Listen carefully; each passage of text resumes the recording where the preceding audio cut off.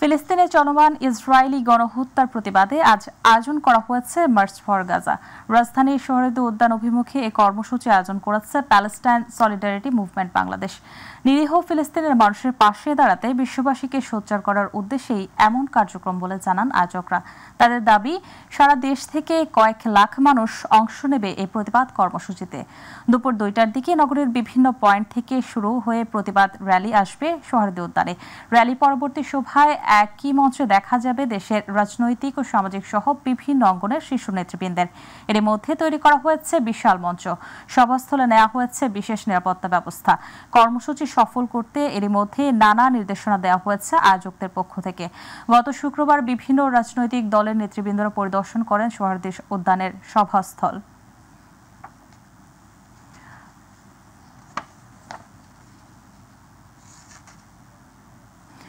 দর্শক, এই মুহূর্তে রাজধানীর শহীদ উদ্যানে আছেন সহকর্মী Afzal Hossain. March for Gaza আয়োজকদের প্রস্তুতির খবর জানাতে যুক্ত হচ্ছি তার সাথে।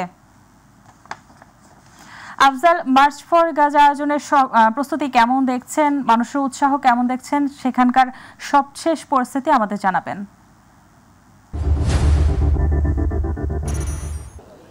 সাহেলি, আপনি জানেন আজকে ঐতিহাসিক সোহরাওয়ার্দী উদ্যানে March for Gaza Palestine solidarity movement কর্তৃক আয়োজিত হচ্ছে।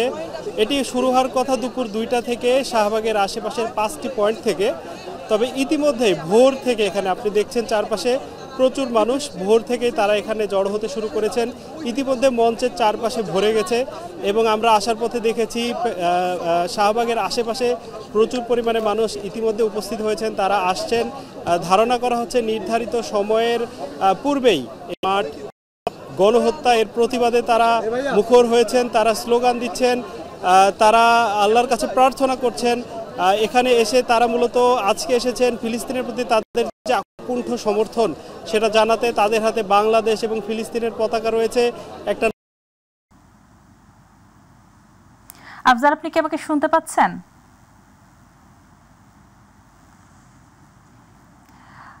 আফজাল, আপনি সেখানেই থাকুন, আমরা পরবর্তীতে আবারও আপনার সাথে যোগাযোগ করার চেষ্টা করব। দর্শক, আফজাল যুক্ত ছিলেন আমাদের সাথে, জানাচ্ছিলেন শহীদ উদ্যান থেকে সেখানকার সবশেষ পরিস্থিতি। চলে যাচ্ছে পরবর্তী সংবাদে। কিশোরগঞ্জ শহরের নরসুন্দা নদীর তীরে অবস্থিত ঐতিহাসিক পাগলা মসজিদে 10টি দান বাক্স খোলা হয়েছে। এতে মিলেছে 28 বস্তা টাকা। সেই সঙ্গে পাওয়া গেছে বিপুল পরিমাণ বৈদেশিক মুদ্রা ও স্বর্ণালঙ্কারও। 4 মাস 11 দিন পর শনিবার সকালে জেলা প্রশাসক ফৌজিয়া খানম ও পুলিশ সুপার মোহাম্মদ হাসান চৌধুরীর নেতৃত্বে মসজিদের দান বাক্সগুলো একে একে খোলা হয়। প্লাস্টিকের বস্তায় টাকা ভরে মসজিদের দ্বিতীয় তলায় নেওয়া হয়। এরপর শুরু হয় গণনার কাজ। গণনায় পাগলা মসজিদ মাদ্রাসা ও আল জামিয়াতুল ইমদাদিয়ার মোট 250 জন ছাত্র এবং রূপালী ব্যাংকের 70 জন কর্মকর্তা কর্মচারী মিলিয়ে মোট 320 জন অংশ নিয়েছেন। সেনাবাহিনী, পুলিশ ও আনসার সদস্যরা ছাড়াও মসজিদ মাদ্রাসা 30 জন কর্মকর্তা কর্মচারীও গণনায় অংশ নেন। এর আগে গত বছরের 30 নভেম্বর পাগলা মসজিদের দান সিন্দুক থেকে পাওয়া গিয়েছিল 8,21,34,304 টাকা। এবার মাই টিভি বিশেষ।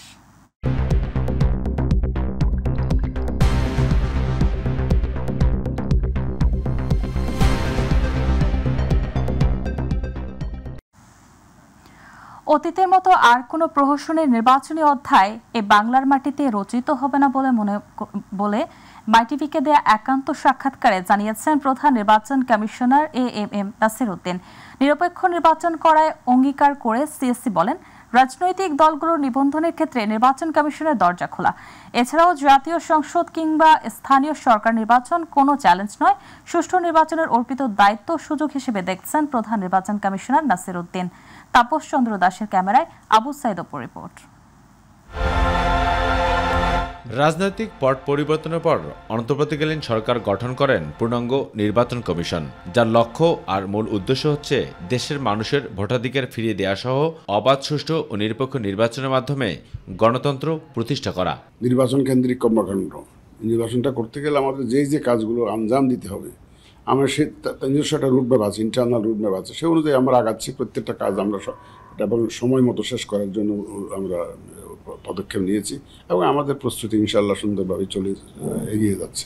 আর এরই ধারাবাহিকতায় মাইটিভিকে দেয়া একান্ত সাক্ষাৎকারে প্রধান নির্বাচন কমিশনার এম নাসিরউদ্দিন বলেছেন 14, 18 এবং 24-এর মতো প্রশাসনের নির্বাচন আর এই বাংলার মাটিতে রচিত হবে না, তবে নির্বাচন নিয়ে কোনো প্রকার চাপ নেই। 14, 18 এবং 24 আমরা এই চ্যাপ্টার ভুলে যেতে চাই। ওই রকম কোনো নির্বাচন যাতে দেশে আর না হয় আমার জীবদ্দশায় আমি ওই জাতীয় নির্বাচন আর দেখতে চাই না। সুতরাং সেটা ঠেকানোর জন্য ওই ধরনের নির্বাচন ঠেকানোর জন্য যা যা করার দরকার আমরা তা করব। বিশেষ অবস্থার পরিপ্রেক্ষিতে একটা ইন্টারিম গভর্নমেন্ট এখন দেশ চালাচ্ছে, তো সরকারি কোনো দল নাই, এটা কোনো উপর থেকে কোনো চাপ আমাদের উপরে নাই। আর সেকেন্ড যে অ্যাডভান্টেজটা সেটা হচ্ছে আমি দ্বিতীয় 18 কোটি মানুষের মধ্যে একজনকেও পাই নাই যে সুষ্ঠু নির্বাচন চায় না। নির্বাচন অবাধ, সুষ্ঠু ও নিরপেক্ষ করার দৃঢ় অঙ্গীকার ব্যক্ত করে সিইসি বলেন, রাজনৈতিক দলগুলোর নিবন্ধনের ক্ষেত্রে শাসনতন্ত্র ও নির্বাচনী আইন অনুযায়ী নির্বাচন কমিশন সচিবালয়ের দরজা খোলা। বিধিবিধানের আলোকে যারা নিবন্ধন পাওয়ার যোগ্য তারাই নিবন্ধন পাওয়ার সুযোগ রয়েছে। আমরা কিন্তু শাসনতন্ত্র এবং আইন দ্বারা পরিচালিত একটা প্রতিষ্ঠান। বিদ্যমান যে আইন আছে, আইন যখন পরিবর্তন হবে সেটা ভিন্ন কথা। যখন যে বিদ্যমান আইন আছে সে অনুযায়ী আমরা নিবন্ধনের কার্যক্রম গ্রহণ করেছি। যারাই আমাদের কাছে আসছে তারা যদি আইন অনুযায়ী যদি শর্ত পূরণ করে আমরা তাদেরকে নিবন্ধন দিয়ে দেবো। বিজ্ঞপ্তি দিয়েছিলাম, কিছু কিছু দল সাড়া দিচ্ছে। যাদের প্রয়োজন হবে তারা মনে করে যে আমাদের রেজিস্ট্রেশন দরকার আছে তারা আসবে। আমরা তো কেউ জোর করে নিয়ে আসবো না যে রেজিস্ট্রেশনের জন্য। সুতরাং আইন অনুযায়ী যারা পাওয়ার তারা পাবে, আমাদের দরজা সবসময় খোলা। এদিকে জাতীয় সংসদ নির্বাচন কিংবা স্থানীয় সরকার নির্বাচন নিয়ে কোনো চ্যালেঞ্জ নয়, বরং সুষ্ঠু নির্বাচন অনুষ্ঠানে অর্পিত দায়িত্ব সুযোগ হিসেবে দেখছেন প্রধান নির্বাচন কমিশনার নাসিরউদ্দিন।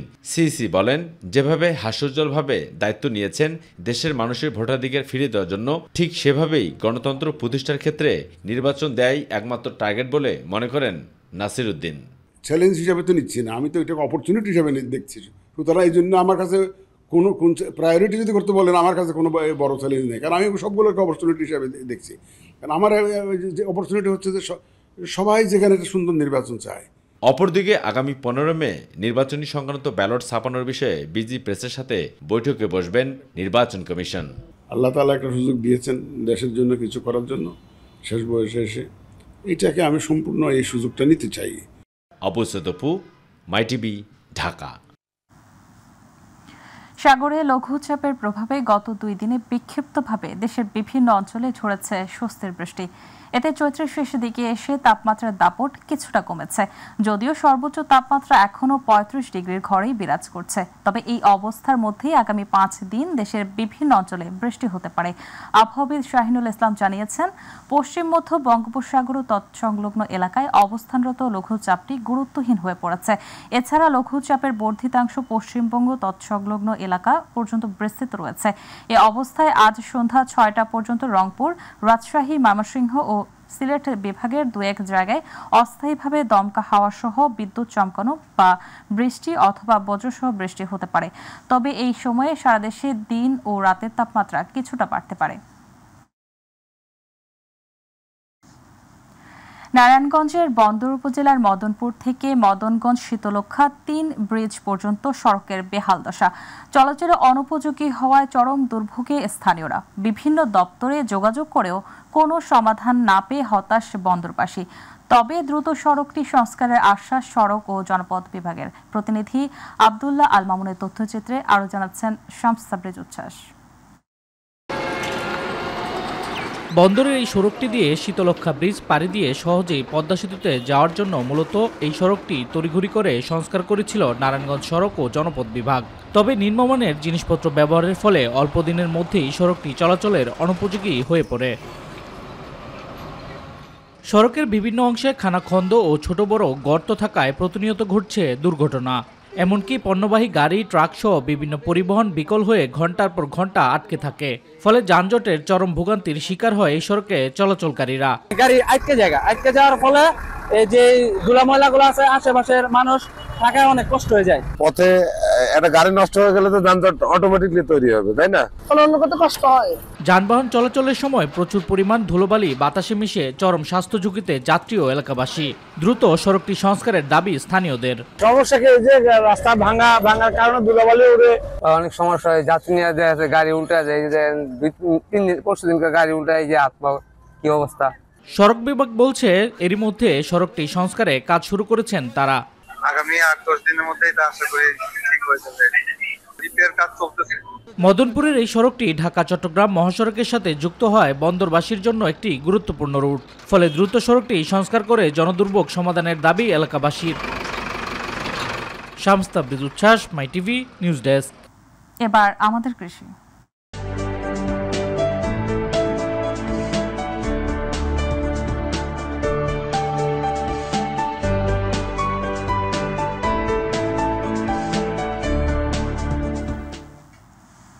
ফরিদপুরের ভাঙ্গায় গ্রীষ্মকালীন পেঁয়াজ চাষ করে ব্যাপক সফলতা পেয়েছে কৃষক। প্রথমবারের মতো এই উদ্যোগ গ্রহণ করে সফল হওয়ায় এলাকায় এ জাতের পেঁয়াজ চাষে আগ্রহ দেখাচ্ছেন কৃষকরা। গ্রীষ্মকালীন পেঁয়াজ চাষ বাড়লে দেশে আমদানি নির্ভরতা কমবে বলে মনে করেন কৃষি বিভাগ। প্রতিনিধি সরোয়ার হোসেনের রিপোর্ট, জানাচ্ছেন জুবাইর রহমান। ফরিদপুরের ভাঙ্গায় প্রথমবারের মতো পরীক্ষামূলক গ্রীষ্মকালীন পেঁয়াজের আবাদ করে কৃষকরা ব্যাপক সফলতা পেয়েছেন। উপজেলা কৃষি সম্প্রসারণ অধিদপ্তর জানিয়েছে, পরীক্ষামূলকভাবে ভারতীয় নাসিক N53 জাতের গ্রীষ্মকালীন পেঁয়াজ চাষে কৃষকের ব্যাপক সফলতা পাওয়া গেছে। কৃষকরা জানান, প্রতিটি পেঁয়াজের ওজন 200 গ্রাম থেকে 300 গ্রাম পর্যন্ত হয়েছে। আবহাওয়া অনুকূলে থাকায় পেঁয়াজের বাম্পার ফলন হয়েছে। আগামী বছরেও তারা এ জাতের পেঁয়াজ আবাদ করবেন বলে জানান। গ্রীষ্মকালীন পেঁয়াজ আগে কখনো দেখি নাই, ঠিক আছে, প্রথম দেখলাম। হাবিব মাতুব্বর লাগাইছে এবং আমরা লাগাবো। যখন এই বীজতলা থেকে বীজতলা দিয়েছি, দেওয়ার পর 35 দিন পর এই পেঁয়াজের চারা আমি রোপণ করছি। করার পর ইনশাল্লাহ ভালো পেঁয়াজ দেখা যাচ্ছে। সারা বছরই এ পেঁয়াজ চাষ করা সম্ভব বলে জানিয়েছে স্থানীয় কৃষি বিভাগ। দেশে গ্রীষ্মকালীন পেঁয়াজের আবাদ বাড়লে আমদানি নির্ভরতা কমে আসবে বলে মনে করে কৃষি বিভাগ। নভেম্বর-ডিসেম্বর মাসে পেঁয়াজের চড়া দাম থাকে। এই সময় যদি কৃষক এই পেঁয়াজটা আবাদ করতে পারে, সে আর্থিকভাবে লাভবান হবে। পাশাপাশি পেঁয়াজের আমদানি নির্ভরতা, আমরা যে ভারতের উপর নির্ভরশীল, এই নির্ভরতা অনেকটা কমে যাবে। পরীক্ষামূলকভাবে চাষে সাফল্য পাওয়া ও আমদানি নির্ভরতা কমাতে সারা দেশে গ্রীষ্মকালীন পেঁয়াজ চাষ বৃদ্ধিতে কাজ করছে কৃষি অধিদপ্তর। কৃষকদের দেয়া হচ্ছে নানা ধরনের প্রণোদনা ও বীজ সার সহযোগিতা। জুবাইর রহমান, মাই টিভি নিউজ। এবার গ্রাম বাংলার খবর।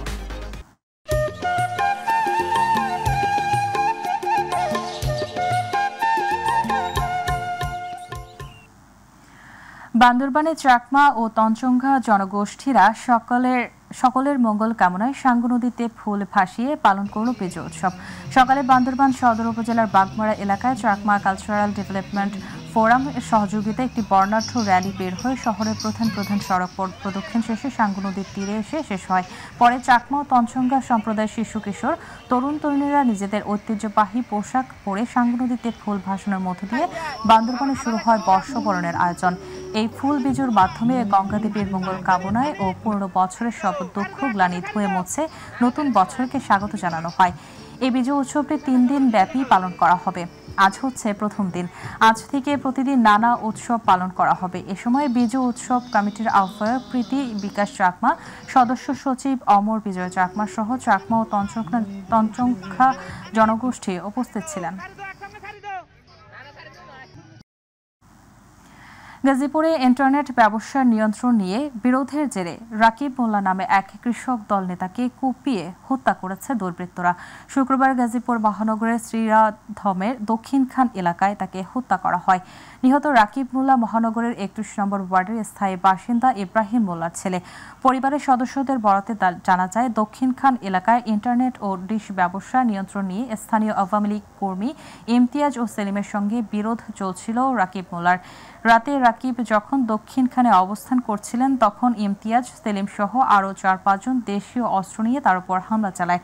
এলোপাথারি কুপিয়ে তাকে গুরুতর জখম করে পালিয়ে যায় হামলাকারীরা। চট্টগ্রামের মহেশখালীতে সন্ত্রাসীদের গুলিতে আবু নামে বিএনপির এক কর্মী নিহত হয়েছে। নিহতের ছেলে মোহাম্মদ সুমন জানায়, রাতে সন্ত্রাসীরা তার বাবাকে গুলি করে হত্যা করে।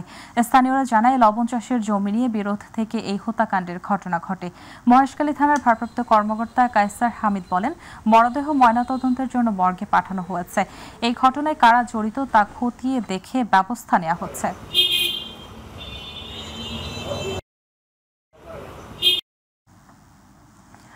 নারায়ণগঞ্জের সিদ্ধিরগঞ্জে 2 নারী ও 1 শিশুর বস্তাবন্দি খণ্ডিত মরদেহ উদ্ধার করেছে পুলিশ।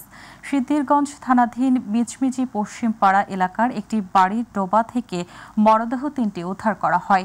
এই ঘটনায় নিহত লামিয়া আক্তারের স্বামী ইয়াসিনকে আটক করেছে থানা পুলিশ। নিহতরা হলো স্বপ্না আক্তার, তার ছোট বোন লামিয়া আক্তার এবং লামিয়ার ছেলে হাবিব। এ বিষয়ে সিদ্ধিরগঞ্জ থানার ওসি মোহাম্মদ শাহিনুর আলম 3টি মরদেহ উদ্ধারের বিষয়টি নিশ্চিত করে জানান, প্রাথমিকভাবে পুলিশের ধারণা নারীদের ছুরিকাঘাত এবং শিশুটিকে শ্বাসরোধ করে হত্যা করা হয়েছে। বগুড়ায় যাত্রীবাহী বাসের ধাক্কায় ভ্যান চালক সহ 2 জন নিহত হয়েছে।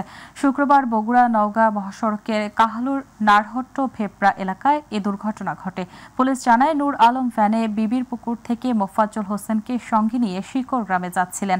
নারহট্ট ভেপরা এলাকায় পৌঁছালে ভ্যানটি বিকল হয়। এ সময় নওগাঁ থেকে ঢাকাগামী একটি কোচ পেছন থেকে ভ্যানটিকে ধাক্কা দেয়। এতে ঘটনাস্থলে ভ্যান চালক নূর আলম নিহত হয়। মোফাজ্জলের একটি হাত শরীর থেকে বিচ্ছিন্ন হয়ে যায়।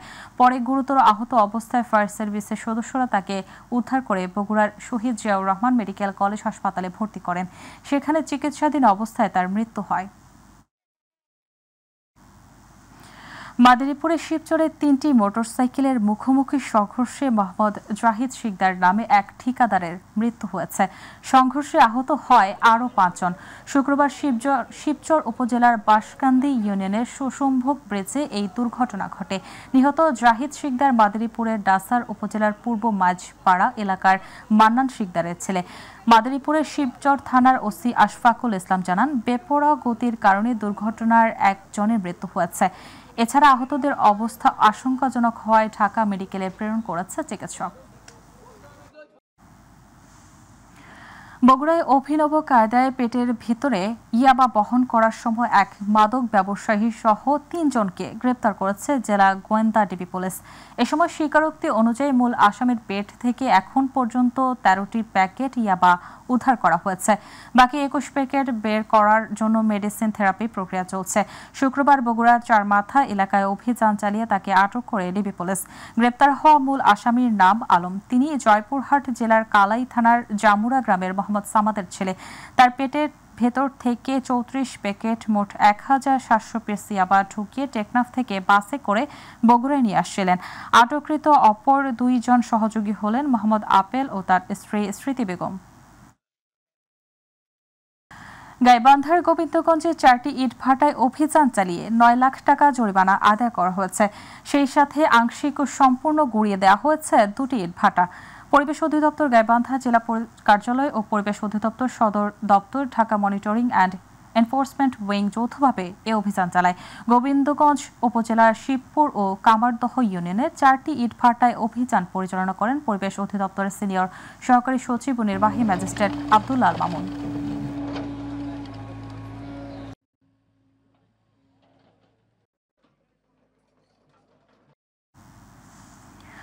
চট্টগ্রাম নগরীতে জলাবদ্ধতা মুক্ত করতে আলাদা আলাদাভাবে কাজ না করে সিডিএ, চসিক, ওয়াসা সহ সব সেবা সংস্থা একসাথে কাজ করতে হবে। তা না হলে জলাবদ্ধতা নিরসন সম্ভব হবে না বলে মন্তব্য করেছেন সড়ক পরিবহন, সেতু ও রেলপথ মন্ত্রণালয়ের উপদেষ্টা ফাউজুল কবির খান।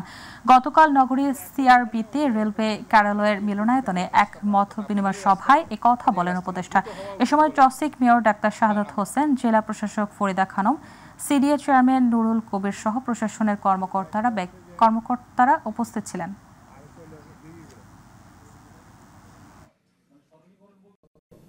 যে খালগুলো পরিষ্কার করা হয়েছে এগুলো আবার ওখানে আবার ময়লা ফেলা শুরু হয়েছে। তো ওই জন্য আমরা তো এখন এই অবস্থাটা করতে হলে একটা বোঝা যাচ্ছে যে এখন পর্যন্ত আমরা জনগণকে এটার সঙ্গে সম্পৃক্ত করতে পারিনি। দীর্ঘ 17 বছর ধরে বিএনপি একটি গণতান্ত্রিক সরকারের জন্য আন্দোলন করেছে। একটি গণতান্ত্রিক সরকার ছাড়া দেশের সাধারণ মানুষের অধিকার প্রতিষ্ঠা করা সম্ভব নয় এবং দেশের বৈষম্য কমবে না। বর্তমান সরকারের জনগণের কাছে কোনো দায়বদ্ধতা নেই বলে মন্তব্য করেছেন বিএনপির ভাইস চেয়ারম্যান আব্দুল আওয়াল মিন্টু। গতকাল Jessore chamber of commerce and industry আয়োজিত এক মতবিনিময় সভায় প্রধান অতিথির বক্তব্যে তিনি এই কথা বলেন। জনগণ একটি জবাবদিহিমূলক সরকার চায়। ভোটের মাধ্যমে জনগণ সরকার প্রতিষ্ঠা করতে চায় বলে মন্তব্য করেছেন বিএনপির কেন্দ্রীয় নির্বাহী কমিটির সহসভাপতি ডক্টর আসাদুজ্জামান রিপন। শুক্রবার মুন্সিগঞ্জের লোহজং সরকারি কলেজ মাঠে জনসমাবেশে এই মন্তব্য করেন তিনি। এ সময় তিনি আরও বলেন, কিছু কিছু উপদেষ্টার মধ্যে এখন 5 বছর ক্ষমতায় থাকার একটি খায়েশ জন্ম নিয়েছে। তারা বলে জনগণ নাকি তাদের 5 বছর ক্ষমতায় দেখতে চায়। এগুলোর মধ্যে কথা, মানুষ নির্বাচন চায়, ভোট দিতে চায়। এটার জন্যই মানুষ জীবন দিয়েছে, সংগ্রাম হয়েছে, বিপ্লব হয়েছে, এর জন্যই 24-এর অভ্যুত্থান হয়েছে।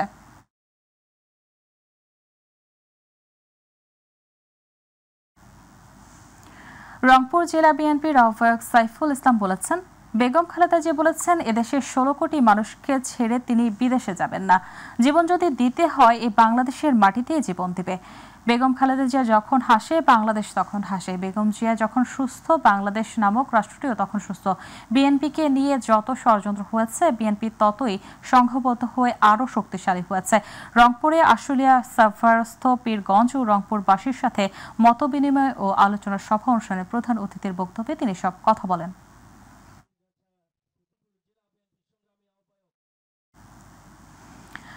ইসলামী আন্দোলনের সিনিয়র নায়েবে আমির মুফতি সৈয়দ মোহাম্মদ ফয়সল কবির বলেছেন, নৈতিক অবক্ষয়ের কারণে আজ জুলাই অভ্যুত্থানের রক্ত বিফলের পথে। স্বাধীনতার দীর্ঘ 54 বছরেও জনতার ইচ্ছের প্রতিফলন ঘটেনি, সাম্য প্রতিষ্ঠা হয়নি, মানবিক মর্যাদা শূন্যের কোঠায়, সমাজে কোনো স্তরেই ন্যায় বিচার নেই। গতকাল লক্ষ্মীপুরের রায়পুর কেন্দ্রীয় বাস টার্মিনালে ইসলামী আন্দোলন আয়োজিত রায়পুর উপজেলার তৃণমূল প্রতিনিধি সম্মেলনে প্রধান অতিথির বক্তব্যে তিনি সব কথা বলেন।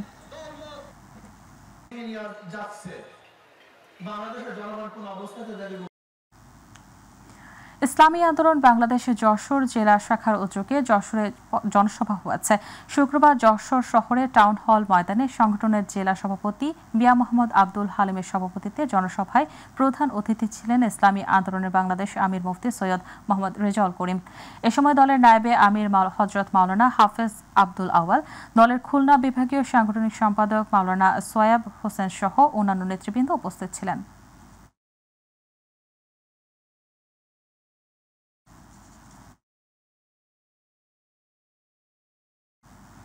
কুষ্টিয়ায় কর্মী ও সুধী সমাবেশ করেছে জামাত ইসলাম। গতকাল সদর উপজেলার উজানগ্রাম ইউনিয়ন জামাতের আয়োজনে কর্মসূচিতে প্রধান অতিথি ছিলেন কুষ্টিয়া জেলা জামাতের আমির অধ্যাপক আবুল হাশেম। এ সময় বিশেষ অতিথি হিসেবে বক্তব্য রাখেন কুষ্টিয়া জেলা জামাতের জেনারেল সেক্রেটারি অধ্যাপক সুজা উদ্দিন জোয়াদার, কেন্দ্রীয় শুরা সদস্য অধ্যাপক ফরহাদ হোসেন।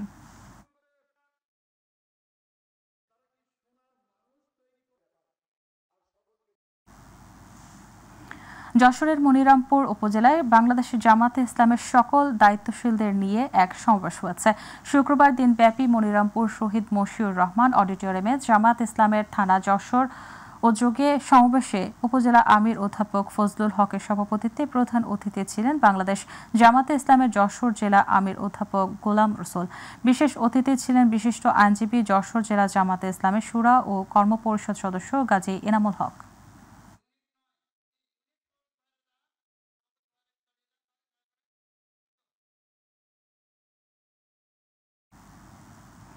ফিলিস্তিনের গাজায় গণহত্যায় শহীদদের রুহের মাগফিরাত কামনায় মাদারীপুরে মসজিদে দোয়া ও মোনাজাত হয়েছে। শুক্রবার মাদারীপুরের জেলা উপজেলা বিভিন্ন মসজিদে বাদ জুমায় গাজায় গণহত্যায় শহীদদের রুহের মাগফিরাত কামনায় বিশেষ দোয়া মোনাজাত হয়। জেলা সদর জামে মসজিদ, জেলা পরিষদ জামে মসজিদ, জেলা কেন্দ্রীয় জামে মসজিদ সহ জেলার সবগুলো মসজিদেই এই আয়োজন করা হয়। এ সময় ধর্মপ্রাণ মুসল্লিরা ফিলিস্তিনের গাজায় ইসরায়েলি হামলায় শহীদের রুহের মাগফিরাত কামনায় আল্লাহর কাছে বিশেষ দোয়া প্রার্থনা করেন।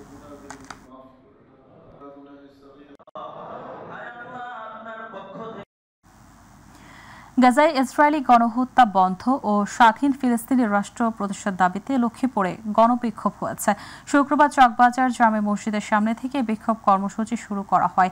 প্যালেস্টাইন সলিডারিটি মুভমেন্ট এর ব্যানারে বিক্ষোভটি শহরের প্রধান সড়ক প্রদক্ষিণ করে উত্তর চৌমুহনীতে গিয়ে শেষ হয়। পরে সেখানে সংক্ষিপ্ত সমাবেশে বক্তব্য রাখেন প্যালেস্টাইন সলিডারিটি মুভমেন্টের অন্যতম সংগঠক হাফেজ আবু মুসা, শিবির শহর শাখার সভাপতি ফরিদ উদ্দিন, সেক্রেটারি আব্দুল আওয়াল হামদু, বৈষম্য বিরোধী ছাত্র আন্দোলনের জেলা আহ্বায়ক আরমান হোসেন।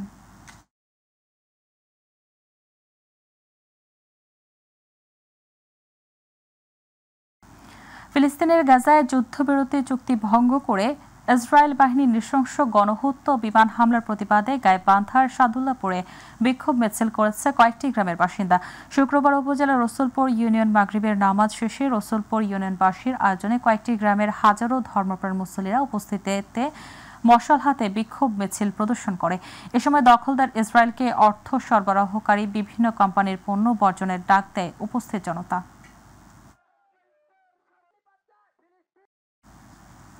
গাজায় ইসরায়েলি গণহত্যা বন্ধ করে স্বাধীন ফিলিস্তিন রাষ্ট্র হিসেবে দাবিতে ভোলার টরফেশনে বিক্ষোভ মিছিল প্রতিবাদ সমাবেশ হয়েছে।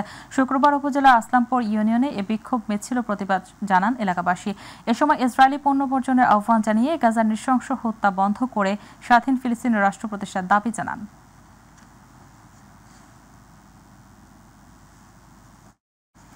গাইবান্ধা সদর উপজেলার বাদিয়াখালীতে রেল স্টেশনে গণহত্যা বন্ধ করে ফিলিস্তিন মুক্ত করো এই স্লোগানে ঘণ্টাব্যাপী সমাবেশ হয়েছে।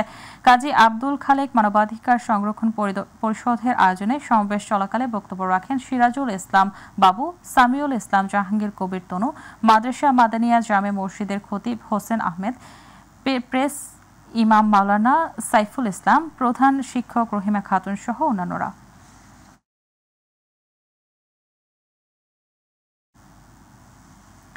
গাজায় নির্বিচারে মুসলিম হত্যার প্রতিবাদ ও বাংলাদেশে ইসরায়েলি পণ্য বয়কটের দাবিতে দিনাজপুরের পার্বতীপুরে বিক্ষোভ ও মানববন্ধন হয়েছে। ইমাম সমিতি ছাড়াও স্থানীয় এলাকাবাসী ও তৌহিদি জনতার উদ্যোগে শুক্রবার উপজেলার হাবড়া বাজারে বিক্ষোভ ও মানববন্ধন করা হয়। পরে একটি বিক্ষোভ মিছিল ইউনিয়নের বিভিন্ন সড়ক প্রদক্ষিণ করে পার্বতীপুর ফুলবাড়ি মহাসড়কের অবরোধ করে প্রতিবাদ জানান।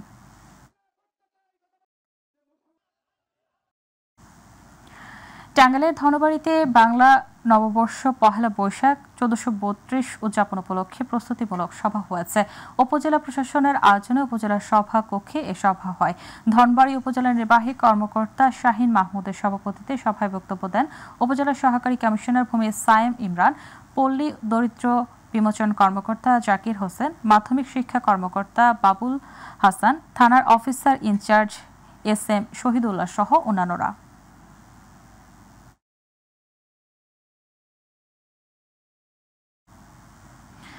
বাংলাদেশের জনগণ দ্রুত একটি অবাধ, সুষ্ঠু ও নিরপেক্ষ নির্বাচন দেখতে চায় বলে মন্তব্য করেছেন বিএনপির জাতীয় নির্বাহী কমিটির সদস্য ডক্টর মোহাম্মদ জালাল উদ্দিন। গতকাল চাঁদপুরের মতলব উত্তরে বিএনপির কেন্দ্রীয় নেতা মরহুম মোহাম্মদ নুরুল হুদা সহ প্রয়াত সকল বিএনপি নেতাদের কবর জিয়ারত শেষে সাংবাদিকদের এক প্রশ্নের জবাবে তিনি এসব কথা বলেন। এ সময় বিএনপি নেতা এমদাদ খান, তোফায়েল পাটোয়ারি, মতলব উপজেলা যুবদলের আহ্বায়ক খায়রুল হাসান বেনু সহ শত শত নেতাকর্মী উপস্থিত ছিলেন।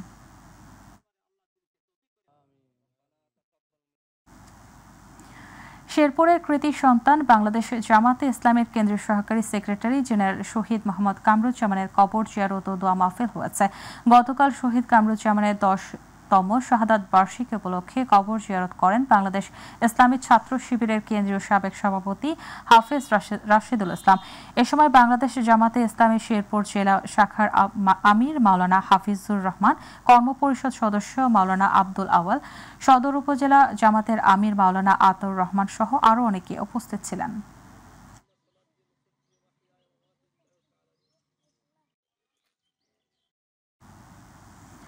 বাংলাদেশ বিশেষ বিদ্যালয়সমূহের স্বীকৃতি ও এমপিওভুক্তির জন্য করণীয় বিষয়ে মতবিনিময় সভা হয়েছে।